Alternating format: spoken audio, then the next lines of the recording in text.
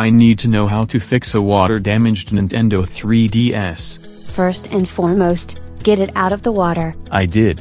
I just don't know what to do next. Shake any water off you can, and hold it so water can pour out the charging USB port. If water pours out of there, this is beyond damaged. It is waterlogged. If you have a screen protector on the upper or lower screens of the 3DS, take them off. That might make things worse. I'm concerned about water getting under the screen protector and getting trapped there. Then it seeps in through cracks, shorting stuff out, whereas removing the protector to get water off of the device helps.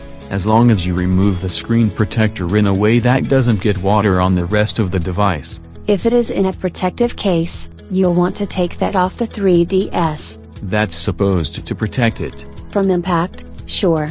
From water, a little, but if you leave it in the case, any water that got into the case is not trapped against the gaming device. So far, we're just on how to get water off it to not make things worse. Remember that it isn't toast until it has water in the circuits and you run water through it, roasting the components. I don't know if it was off or on sleep mode. Once you have it out of the case and screen protector off, and take the battery out, put it in a pile of desiccants. I've heard of putting it in brown rice instead. If you put it in rice, you risk rice pieces getting into the ports and nooks and crannies and doing more damage. Though if that's all you have, use rice that isn't enriched so the vitamin powders don't compound the powder.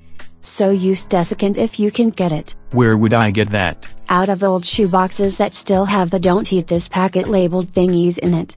Put the desiccants in a bag, then the 3DS in the bag, seal and let sit for a day or two. The battery will die. That doesn't matter, since you'll hopefully charge it back up later.